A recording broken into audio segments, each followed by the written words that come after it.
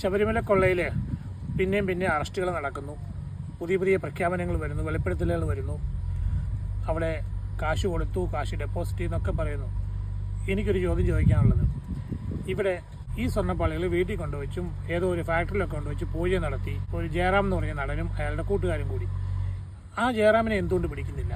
കുറച്ച് സൗമ്യമായിട്ട് സംസാരിക്കുന്നു, അല്ലെ കുറച്ച് ഭക്തി കൂടുതലുള്ളതുകൊണ്ട്, അയ്യപ്പ ഭക്തി കൂടുതലുള്ളതുകൊണ്ട് ജയറാമിനെ അങ്ങ് വിട്ടേക്കാവുന്നതാണോ? ഈ കൂട്ടത്തിൽ, ഈ ഉണ്ണികൃഷ്ണൻ പോറ്റിയുടെ കൂട്ടത്തിൽ ഞാനും കൂടി ഉണ്ടായിരുന്നു വിചാരിക്കുക. അതായത് എൻ്റെ വീട്ടിലും ഉണ്ണികൃഷ്ണൻ പോറ്റി വന്നു, ഇതുപോലൊരു പൂജ നടത്തി, ഈ പറഞ്ഞ പാളിയൊക്കെ കൊണ്ടുവച്ച് ഞാൻ ഉണ്ണികൃഷ്ണൻ പോറ്റിക്ക് കുറച്ച് കാശും കൊടുക്കുന്നു. എന്നെ ഈ പോലീസ് പിടിക്കുമോ ഇല്ലയോ? എൻ്റെ ചോദ്യം ഇതാണ്. തീർച്ചയായിട്ടും പിടിക്കും. കാരണം ഞാൻ ഒരു സാധാരണക്കാരൻ, പിന്നെ എൻ്റെ വാക്കുകളിൽ അത്ര സൗമ്യതയൊന്നുമില്ല.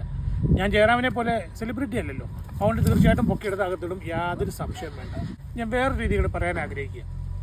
എൻ്റെ വീടിനടുത്തുള്ള അമ്പലത്തിൽ എനിക്കങ്ങ് ഭക്തി മൂത്തു. എനിക്കങ്ങോട്ട് എന്നും പോയിട്ട് രാവിലെ പോയിട്ട് പ്രാർത്ഥന നടത്താൻ പറ്റുന്നില്ല. അതുകൊണ്ട് ഞാൻ എന്ത് ചെയ്തു, ഒരു കള്ളനോട് പറയുക, എടാ നീ അവിടുന്ന് ആ വിഗ്രഹം അടിച്ചുകൊണ്ട് വരിക, എനിക്ക് രാത്രിയിൽ എൻ്റെ വീട്ടിൽ വെച്ച് കുറച്ച് നേരം പൂജ നടത്തണം, എനിക്ക് നാളെ രാവിലെ നിനക്കങ്ങ് തിരിച്ചു തന്നേക്കാം, നിനക്കൊരു 1000 രൂപയും തന്നേക്കാം. അവൻ പോയി അവിടുന്ന് ആ വിഗ്രഹം അടിച്ചുകൊണ്ട് വരുന്നു, എൻ്റെ വീട്ടിൽ കൊണ്ടുവയ്ക്കുന്നു, പൂജ ചെയ്യുന്നു, തിരിച്ചു കൊണ്ടുപോകുന്നു. ഇതിനകത്ത് ഞാനൊന്നും ചെയ്തില്ലല്ലോ, ഞാൻ മോഷണമൊന്നും നടത്തിയില്ലല്ലോ. അപ്പോൾ പിന്നെ എന്നെ ഒന്നും ചെയ്തില്ലായിരിക്കുമല്ലേ? ഞാൻ ചാലഞ്ച് ചെയ്യുക. ഞാൻ ഈ കാര്യങ്ങൾ എല്ലാ ദിവസവും ഇനി പറഞ്ഞുകൊണ്ടിരിക്കും, എല്ലാ ദിവസവും വീഡിയോ ഇട്ടുകൊണ്ടിരിക്കും. ഈ ജയറാമിനെ പൊക്കുന്നിടം വരെ, ജയറാമിനെ അറസ്റ്റ് ചെയ്യുന്നിടം വരെ. ഈ ജയറാം എന്ന് പറയുന്ന ആൾക്ക് എന്തിനൊരു പ്രാധാന്യം കൊടുക്കുന്നു, എന്തിനിങ്ങനെ ഇമ്പോർട്ടൻസ് കൊടുക്കുന്നു, എന്തിനയാളെ ഒഴിവാക്കുന്നു? അയാൾ ഈ കള്ളന്മാരുടെ കൂട്ടത്തിൽപ്പെട്ട ആൾ തന്നെയാണ്. എനിക്കതിനകത്ത് യാതൊരു സംശയവുമില്ല.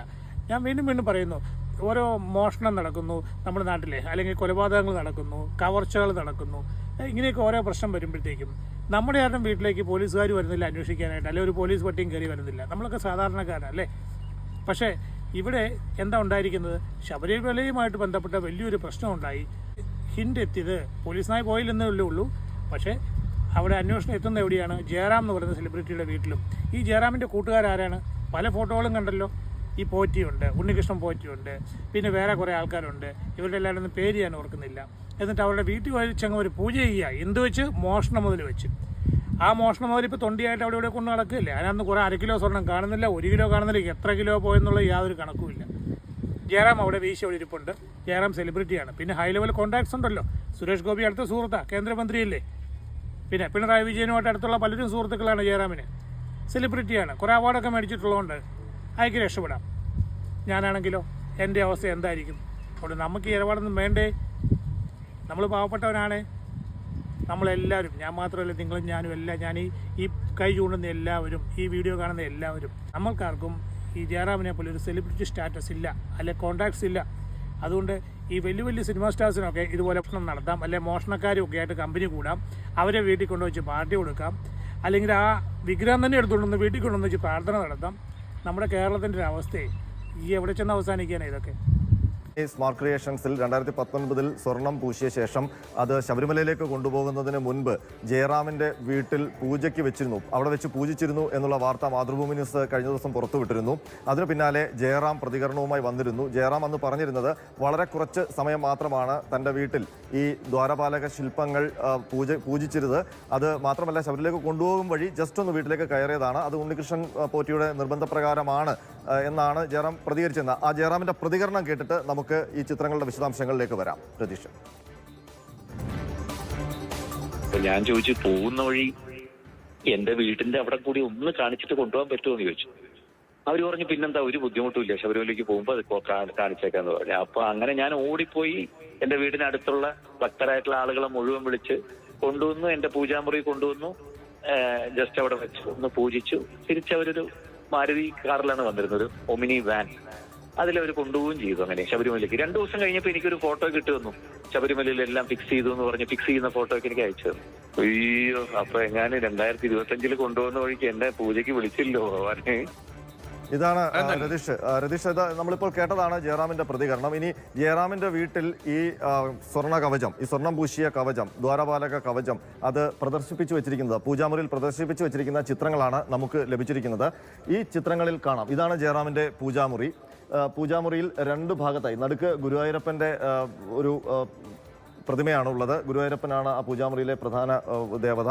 ആ ഗുരുവായൂരപ്പൻ്റെ 2 ഭാഗത്തായിട്ടാണ് ഈ സ്വർണ്ണ കവചങ്ങൾ അടുക്കി വെച്ചിരിക്കുന്നത്. നമുക്ക് കാണാം ഇത് എങ്ങനെയാണോ ശബരിമലയിൽ ശ്രീകോവിലിൻ്റെ ഇരുവശവും ഈ കവചങ്ങൾ ഈ അണിയിക്കുന്നത്, ദ്വാരപാലക ശില്പങ്ങളിൽ അണിയിക്കുന്നത്, അതുപോലെ തന്നെ അടുക്കി വെച്ചിരിക്കുകയാണ്. മാത്രമല്ല അതിനൊരു മുഖവും, ഒരു ഡമ്മി മുഖവും കൊടുത്തിട്ടുണ്ട് മുഖം വരുന്ന ഭാഗത്ത്. അപ്പോൾ ഇത് ഒരു നമുക്ക് ജയറാമിൻ്റെ വാദം പരിഗണിക്കുകയാണെങ്കിൽ സ്മാർട്ട് ക്രിയേഷൻസിൽ നിന്ന് ശബരിമലയിലേക്ക് കൊണ്ടുപോകുന്ന വഴി ഒരു മാരുതി ഓമ്നി വാനിൽ ഓടി ജയറാമിൻ്റെ വീട്ടിലേക്ക് കൊണ്ടുവന്ന് ഒരു 15 മിനിറ്റ് കൊണ്ട് ഇങ്ങനെ അടുക്കാൻ കഴിയുമോ? മാത്രമല്ല എന്തുമാത്രം പുഷ്പാലങ്കാരമാണ് ഈ കവചങ്ങളിൽ ഉണ്ട് എന്നുള്ളത് വ്യക്തമാണ്. ഈ സ്മാർട്ട് ക്രിയേഷൻസിൻ്റെ ഉടമയും മന്ത്ര എന്ന് പറയുന്ന ഗോൾഡ് പ്ലേറ്റിംഗ് കമ്പനിയുടെ ഉടമയുമൊക്കെയായ പങ്കജ് ഭണ്ഡാരിയാണ് ജയറാമിനൊപ്പം ആ ദിവസം ഈ ഫോട്ടോയിൽ കാണുന്നത്. അതിനൊപ്പം തന്നെ സംഗീതജ്ഞനായ ഗംഗൈ അമരനും ഈ ചിത്രത്തിലുണ്ട്. നേരത്തെ പാട്ടുകാരൻ വീരമണി ആയിരുന്നു ജയറാമിൻ്റെ വീട്ടിലെ ഈ പൂജയിൽ പങ്കെടുത്തിരുന്നത് എന്ന് പറഞ്ഞിരുന്നു. അതുമായി ബന്ധപ്പെട്ട ചിത്രങ്ങൾ വന്നിരുന്നു. ഇപ്പോൾ ഗംഗൈ അമരനും ഈ ചടങ്ങിൽ പങ്കെടുത്തിട്ടുണ്ട് എന്ന് വ്യക്തമാണ്. മാത്രമല്ല ഇവർ ആ ദിവസം ജയറാമിൻ്റെ വീട്ടിൽ നിൽക്കുന്ന ചിത്രങ്ങളാണിത്. അപ്പോൾ ആ ചിത്രങ്ങളുടെ പിൻഭാഗത്ത് നോക്കിയാൽ കാണാം എന്തുമാത്രം അലങ്കാരങ്ങൾ ആ വീട്ടിലുണ്ട് എന്നുള്ളത്. പുഷ്പാലങ്കാരമുണ്ട്. ശരിയാണ്, 15 മിനിറ്റ് കൊണ്ട് വരികയാണെങ്കിൽ ഓടിപ്പോയി പൂക്കടയിൽ നിന്ന് വലിയ മാല വാങ്ങിച്ച് ഇങ്ങനെ കെട്ടാം. പക്ഷെ കുരുത്തോല ഇങ്ങനെ കെട്ടാൻ പറ്റുമോ? കുരുത്തോല ഏത് പുഷ്പക്കടയിലാണ് ഇങ്ങനെ കെട്ടാൻ പാകത്തിന് റെഡിയാക്കി വെച്ചിരിക്കുന്നത്? അപ്പോൾ കൃത്യമായി ജയറാമിൻ്റെ വീട്ടിൽ ഈ കവചങ്ങൾ കൊണ്ടുവരും എന്ന് നേരത്തെയുള്ള തീരുമാനമുണ്ടായിരുന്നു. മാത്രമല്ല കുറച്ചധികം സമയം എടുത്തുള്ള പൂജയാണ്, കൂടുതൽ ആൾക്കാരെ വിളിച്ചു വരുത്തിയുള്ള പൂജയാണ് എന്ന് ഈ ചിത്രങ്ങൾ തന്നെ സംസാരിക്കുന്നുണ്ട്. മാത്രമല്ല ഇവിടെ ഒരു ഉരുളി കാണാം, ഈ ഭാഗത്തൊരു ഉരുളി കാണാം. ആ ഉരുളിയിൽ ഭക്ഷണ സാധനങ്ങൾ റെഡിയാക്കി വെച്ചിട്ടുണ്ട്. അപ്പോൾ അതിൻ്റെ കൂടെ ഒരു ഭക്ഷണ വിതരണം കൂടി ഉണ്ടായിരുന്നു എന്ന് മനസ്സിലാക്കാം. ഈ കുരുത്തോല കാണാം. ഈ കുരുത്തോല ഇങ്ങനെ അലങ്കരിക്കണമെങ്കിൽ കുരുത്തോല വാങ്ങിക്കൊണ്ടുവന്ന് അത് ഈ രൂപത്തിൽ നിർമ്മിച്ച് അത് കെട്ടി തൂക്കിയൊക്കെ വേണം. അതിന് സമയമെടുക്കും. മറ്റൊരു ചിത്രം കൂടി നമുക്ക് കാണാം. ഈ ദിവസത്തെ ജയറാമിൻ്റെ വീട്ടിൽ വെച്ചിരുന്ന അലങ്കാരവുമായി ബന്ധം. ഇതാണ് കുറച്ചും കൂടി ക്ലിയർ ആയിട്ടുള്ള ദൃശ്യങ്ങൾ.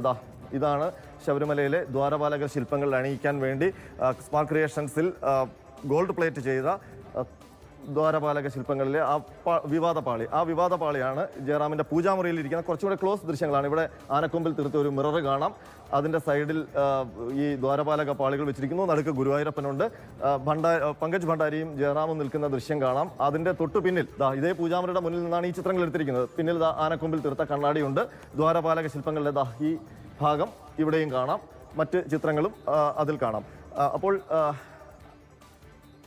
ഒരു കാര്യം വ്യക്തമാണ്, ജയറാമിൻ്റെ വീട്ടിൽ ഈ ദ്വാരപാലക കവചം പൂജയ്ക്ക് വെച്ചത് ജയറാം പറഞ്ഞതുപോലെ ഏതാണ്ട് ഒരു 15 മിനിറ്റത്തേക്ക് ഓടിക്കൊണ്ടുവന്ന് ശബരിമലയിൽ പോകുന്ന വഴിയിലൊന്ന് കയറി പൂജിച്ചല്ല. അവിടെ വിശദമായ പ്ലാനിങ്ങോടുകൂടി അങ്ങനെ ഒരു പൂജ നടത്താനുള്ള ആസൂത്രണത്തോടുകൂടി കൃത്യമായി ആൾക്കാരെയൊക്കെ വിളിച്ച് ആ വീട് അലങ്കരിച്ച് പൂജാമുറിയിൽ എങ്ങനെയാണോ ശബരിമല സന്നിധാനത്ത് ദ്വാരപാലക പാളികൾ അടുക്കി വെക്കുന്നത് അതേ മാതിരി തന്നെ അടുക്കി വെച്ചുകൊണ്ടാണ്. അപ്പോൾ അത് ശരിയാണോ? അങ്ങനെ ഒരു തീരുമാനമെടുത്തത് ശരിയാണോ എന്നുള്ളത് അയ്യപ്പ ഭക്തർക്ക് മുന്നിൽ മാതൃഭൂമി ന്യൂസ് വെക്കുകയാണ്.